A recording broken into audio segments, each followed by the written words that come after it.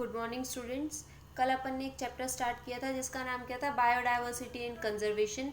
Biodiversity and conservation का मतलब क्या है, अपनी अर्थ के ऊपर जितने भी डिफरेंट टाइप के ऑर्गेनिजम्स प्रेजेंट है, अलग अलग स्पीसीज प्रेजेंट है, उसको तो हम क्या बोलते हैं, बायोडाइवर्सिटी बोलते हैं। और उनको हम सेव कर सकें उसे हम क्या बोलते हैं, कंजर्वेशन बोलते हैं। ठीक है, तो इसी चीज़ में अपन क्या देखते हैं कि बायोडाइवर्सिटी जो है वो किस वजह से आती है, चेंजेस जो है इतने सारे स्पीसीज जो हैं वो किस वजह से आ रही है, क्योंकि उनके अंदर वेरिएशंस हैं। अब ये जो वेरिएशन है ये हमने 3 लेवल्स के अंदर डिवाइड किया था। फर्स्ट लेवल क्या था हमारे पास में, जेनेटिक था, सेकंड स्पीसीज के लिए था, एंड जो थर्ड था वो हमारे पास इकोसिस्टम या कम्युनिटी से रिलेटेड था। जेनेटिक डाइवर्सिटी के अंदर हमने क्या देखा था कि जो जीन्स होते हैं वो जीन्स चेंज हो सकते हैं। अब जीन्स चेंज हो सकते हैं इसका मतलब क्या है, क्रोमोसोम्स के नंबर के अंदर डिफरेंस आ सकता है, क्रोमोसोम्स के साइज के अंदर डिफरेंस आ सकता है, जिसकी वजह से क्या होगा, जेनेटिक वेरिएशन आएगा और उसे हम जेनेटिक डाइवर्सिटी बोलते हैं। जेनेटिक डाइवर्सिटी का हमने एक एग्जांपल देखा था, रोवोल्फिया वोमिटेरिया, जिसे हम रोवोल्फिया सर्पेंटाइना भी बोलते हैं। ठीक है, इसके ये एक केमिकल को रिलीज करता है, केमिकल का नाम क्या था, रिजरपाइन। और वो रिजरपाइन क्या है, केमिकल अलग अलग अमाउंट और कंसंट्रेशन है जिस प्लांट के अंदर, उस बेसिस के ऊपर हमारे पास में क्या हो जाते हैं, अलग अलग स्पीसीज आ जाती है प्लांट्स की, जिसे हम जीन लेवल पे आ रही है, जेनिक लेवल पे, तो उसे हम क्या बोलते हैं, जेनेटिक डाइवर्सिटी बोलते हैं। जेनेटिक डाइवर्सिटी की वजह से क्या आता है, स्पेशिएशन आता है, क्योंकि लंबे टाइम तक जब अलग अलग चेंज आते जाएंगे स्पीसीज के अंदर, तो उस स्पीसीज के अंदर चेंजेस की वजह से एक स्पीसीज जो है वो दूसरी स्पीसीज के अंदर कन्वर्ट हो जाएगी और इवोल्यूशन आएगा। ठीक है, तो क्या बोलते हैं हम, स्पेसिएशन के अंदर रोल प्ले करती है। सेकंड, अब जो हमारे पास है वो कौन सा है, स्पीसीज डाइवर्सिटी। इससे पहले का जो हमने अभी किया है ये क्विक रिकैप है, कल वाले जो हमने टॉपिक किया था। अब स्पीसीज डाइवर्सिटी का मतलब क्या है कि एक एरिया के अंदर कौन कौन से डिफरेंट टाइप की स्पीसीज रहती हैं, उससे हम क्या बोलेंगे, स्पीसीज डाइवर्सिटी बोलेंगे। ठीक है, अब स्पीसीज डाइवर्सिटी से रिलेटेड हमारे पास में दो टर्म्स होती हैं, एक होती है स्पीसीज रिचनेस, एक क्या है स्पीसीज रिचनेस, और दूसरी क्या होती है, स्पीसीज इवननेस।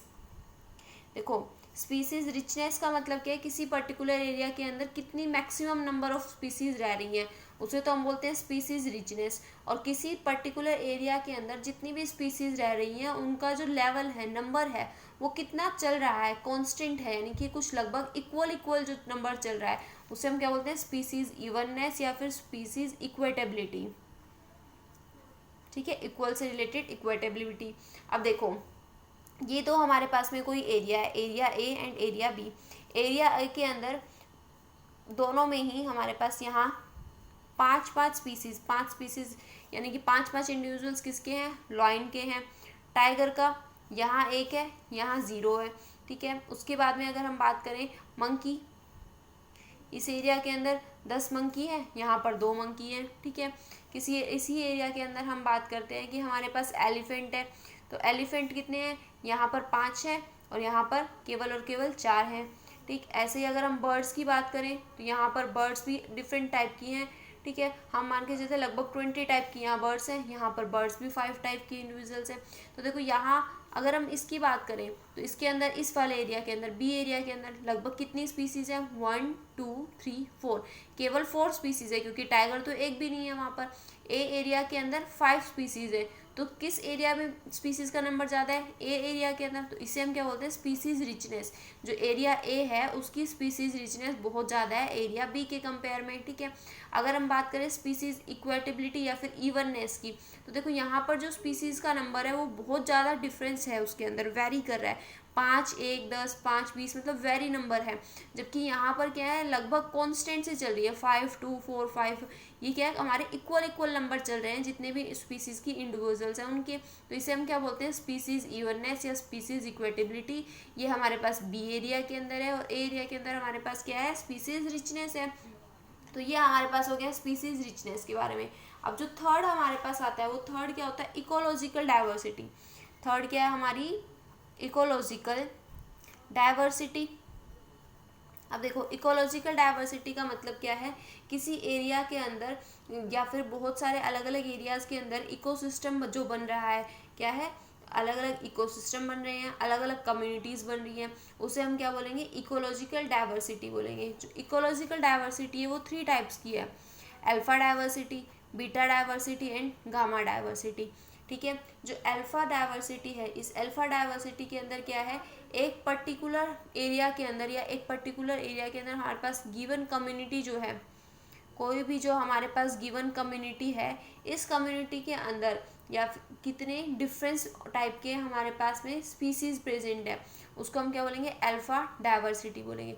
बीटा डाइवर्सिटी, देखो अल्फा डाइवर्सिटी इस पर्टिकुलर एरिया के अंदर ही, यहाँ पर इसी कम्युनिटी के अंदर कितनी अलग अलग स्पीसीज प्रेजेंट है, उसको हम बोलेंगे क्या, अल्फा डाइवर्सिटी। वो लगभग थोड़ा सा सिमिलरिटी है किस किस कंपेयर में, स्पीसीज रिचनेस के जैसा है, ठीक। उसके बाद में अगर हम बीटा डाइवर्सिटी की बात करें तो बीटा डाइवर्सिटी क्या है कि इन्हीं दो एरियाज में, दो कम्युनिटीज़ के अंदर, इन दोनों जो कम्युनिटीज़ है इनके बीच में जो स्पीसीज हैं वो कितनी वेरी करती है, कितने डिफरेंट टाइप की स्पीसीज प्रेजेंट है, उसे हम क्या बोलेंगे, बीटा डाइवर्सिटी बोलेंगे, ठीक है।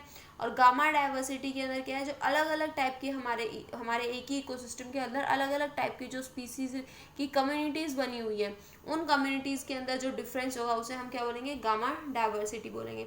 तो देखो अल्फा डाइवर्सिटी का मतलब क्या है, एक ही एरिया के अंदर कितने टाइप के अलग अलग टाइप की स्पीसीज मिल रही है, उसे हम अल्फा डाइवर्सिटी बोलेंगे।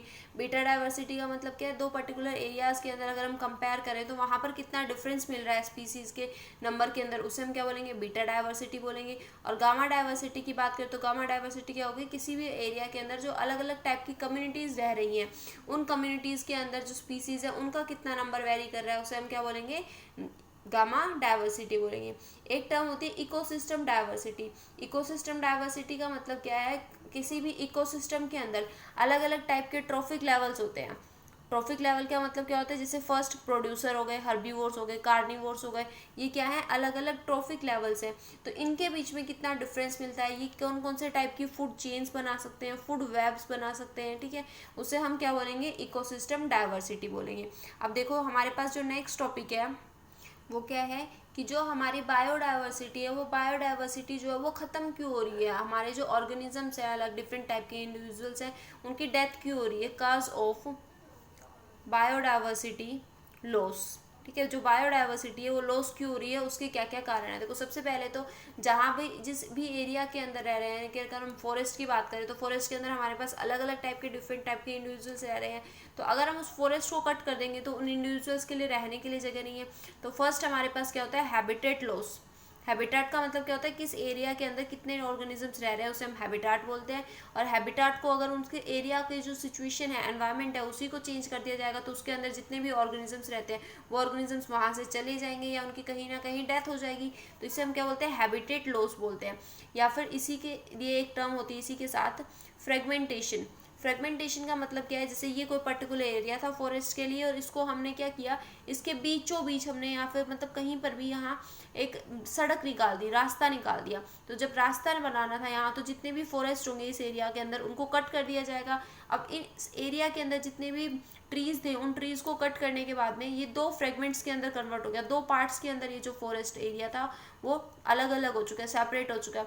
तो यहाँ के जो इंडिविजुअल्स थे, कुछ इंडिविजुअल्स की डेथ हो जाएगी यहाँ के, ठीक है। और जो इंडिविजुअल स्पीसीज ऑर्गेनिज्म यहाँ से यहाँ तक कहीं पर भी आराम से इजीली घूम सकता था, अब ये रेस्ट्रिक्टेड एरिया हो गया उसके घूमने के लिए। तो फर्स्ट क्या है हमारे पास में, habitat loss and fragmentation. Second क्या है हमारे पास में, ओवर एक्सप्लॉयटेशन। ओवर एक्सप्लॉयटेशन का मतलब कि किसी भी चीज़ को अगर हम एक्सेस के अंदर यूज़ करेंगे तो वहाँ पर क्या है, कोई ना कोई हमें हार्म देखना ही पड़ेगा। तो क्या है, ओवर एक्सप्लॉयटेशन। अगर हम किसी भी स्पीसीज़ का, किसी भी प्लांट स्पीसीज़ का, एनिमल स्पीसीज़ का हमारे फ़ायदे के लिए ज़्यादा यूज़ करें तो वो ख़त्म हो जाएगी, इसे हम क्या बोलेंगे, ओवर एक्सप्लॉयटेशन बोलेंगे। पॉल्यूशन, पॉल्यूशन की वजह से ही स्पीसीज़ का डेथ हो जाती है। एक टर्म होती है यूट्रोफिकेशन। यूट्रोफिकेशन का मतलब क्या होता है, जो भी रिवर बॉडीज़ हैं उन रिवर बॉडीज़ के ऊपर एल्गीज आ जाती हैं, बहुत सारी, हद से ज़्यादा एल्गी आ जाएगी।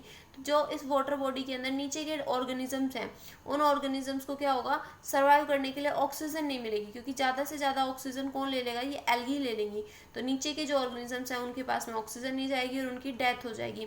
इसी चीज़ को हम बोलते हैं यूट्रोफिकेशन। अब ये जो इतनी एल्गी थी इस वाटर के ऊपर कैसे आई, जो भी इंडस्ट्रीज से इफ्लुएंट्स आते हैं, यानी कि इंडस्ट्रीज का जो वेस्ट मटेरियल है उसके अंदर कुछ न्यूट्रिएंट्स होते हैं और उन न्यूट्रिएंट्स की वजह से एल्गी की ग्रोथ बहुत ज़्यादा हो जाती है और इसी चीज़ को हम क्या बोलते हैं, यूट्रोफिकेशन बोलते हैं, ठीक है। इसके साथ हमारे पास में को को एक्सटिंक्शन का मतलब क्या होता है, को का मतलब साथ और एक्सटिंक्ट का मतलब खत्म होना। जितने भी ऑर्गेनिजम्स होते हैं वो आपस में कहीं ना कहीं रिलेशन बना के रखते हैं, जिसे हम पॉपुलेशन इंटरेक्शन बोलते हैं। तो इसमें जैसे अगर हम म्यूचुअलिस्टिक रिलेशनशिप की बात करें, म्यूचुअलिज्म की अगर हम बात करें तो दोनों ऑर्गेनिजम्स एक दूसरे के ऊपर डिपेंड कर रहे हैं ना। तो ऐसे ही कुछ ऑर्गेनिज्म क्या है, अगर हमने एक की डेथ करवा दी तो दूसरा ऑर्गेनिज्म अपने आप ही एक्सटिंक्ट हो जाएगा। इसे हम क्या बोलते हैं, को एक्सटिंक्शन बोलते हैं। ऐसे हमारे पास नेक्स्ट एग्जांपल आता है एलियन स्पीसीज का, एलियन स्पीसीज या फिर एलियन स्पीसीज। नॉर्मली जो एलियन स्पीसीज है, एलियन स्पीसीज, एलियन का मतलब क्या होता है, बाहर से आया हुआ कोई भी ऑर्गेनिज्म, उसे हम एलियन बोलेंगे। तो वो एलियन के लिए हमने एक एग्जाम्पल पढ़ते हैं वाटर हाइसिंथ का, वाटर हाइसिंथ का, वाटर हाइसिंथ। ये वाटर हाइसिंथ क्या होता है, ये टेरर ऑफ बंगाल जो आप लोगों ने फर्स्ट चैप्टर के अंदर पढ़ा है, रिप्रोडक्शन वाले के अंदर, क्या करता है, ये बहुत ही ज़्यादा अपनी ग्रोथ को शो करता है। जिस वाटर बॉडीज़ के आसपास इसे ग्रो कर दिया जाएगा, और इसकी वजह से क्या है, आसपास उस वाटर बॉडीज़ के अंदर कोई दूसरा ऑर्गेनिज्म ग्रो नहीं कर सकता, जिसकी वजह से बाकी जो ऑर्गेनिजम्स है वहाँ पर उनकी डेथ होती है, बायोडाइवर्सिटी जो है वो कम होने लग जाती है। ऐसे ही हमारे पास में पार्थेनियम ग्रास होती है। कौन सी ग्रास, पार्थेनियम ग्रास, जिसे हम कांग्रेस ग्रास बोलते हैं। ये भी क्या करती है, अपनी ग्रोथ को एक्सेस के अंदर शो करती है, तो उसकी वजह से आसपास के एरिया के अंदर कोई दूसरा ऑर्गेनिज्म नहीं मिलेगा। ऐसे हमारे पास में एक प्रीडेटर फिश होती है जिसका नाम है नील पर्च। प्रीडेटर फिश है जिसका नाम क्या है, नील पर्च। ये नील पर्च भी क्या है, साउथ अफ्रीका की जो लेक थी वहाँ पर इंट्रोड्यूस की गई थी, लेकिन फिर इसने क्या किया, जितने भी ऑर्गेनिजम्स थे वहाँ पर रहने वाले, उन सभी ऑर्गेनिजम्स के ऊपर फीड करना स्टार्ट कर दिया था और उनके नंबर को कम कर दिया था, बहुत ही ज़्यादा एक्सेस के अंदर कम कर दिया था। तो ये क्या हमारे पास में एक प्रीडेटर है बाकी फिशेस के लिए, बाकी स्मॉल ऑर्गेनिजम्स के लिए, जिसकी वजह से जो बायोडाइवर्सिटी थी वो कम हो गई थी। तो ये हमारे पास में कुछ रीजंस थे कि हमारे बायोडाइवर्सिटी जो है वो कम कैसे हो रही है। ठीक है, अगर इसमें किसी को भी कहीं पर भी कोई भी डाउट आता है तो मेरे से पूछ लेना। ठीक है, थैंक यू।